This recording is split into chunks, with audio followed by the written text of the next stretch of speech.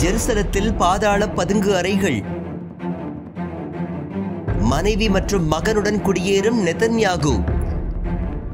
20 ஆண்டுகளில் முதன்முறையாக பயன்படுத்தும் இஸ்ரேல். ஈரான் தாக்குதலில் இருந்து உயிர் பிழைப்பதற்காக நெதன்யாகு மனைவி மகன் உள்ளிட்ட குடும்பத்தினர் தங்குவதற்கு பாதாள சுரங்கம் தயார் நிலையில் இருப்பதாக செய்திகள் வெளியாகியுள்ளன.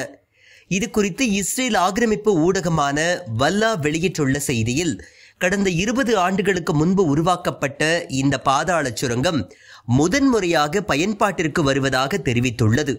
கடந்த ஏப்ரல் மாதம் ஈரான் 300 ராக்கெட்டுகள் ட்ரோன்களை வீசி தாக்கிய போதும் கூட இந்த பாதாள சுரங்கத்திற்குள் நெதன்யாகு குடும்பம் செல்லவில்லை.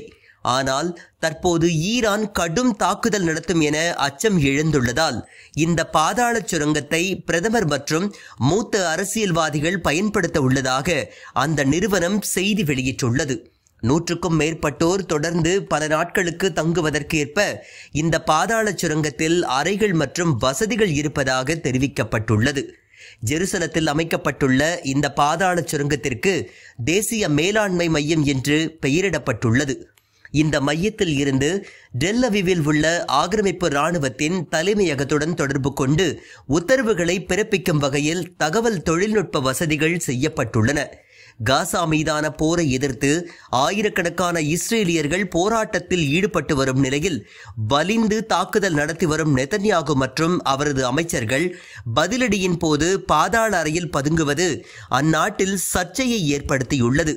ஈரானின் தாக்குதலில் இஸ்ரேலிய பொதுமக்கள் பாதிக்கப்படும் நிலையில் போர் ஆர்வத்துடன் சுற்றித் திரியும் நெதன்யாகு மற்றும் அவரது அமைச்சர்கள் மட்டும் எப்படி தங்கள் உயிரை காப்பாற்றிக் கொள்ள துடிக்கின்றார்கள் என்று விமர்சனங்கள் எழுந்துள்ளன.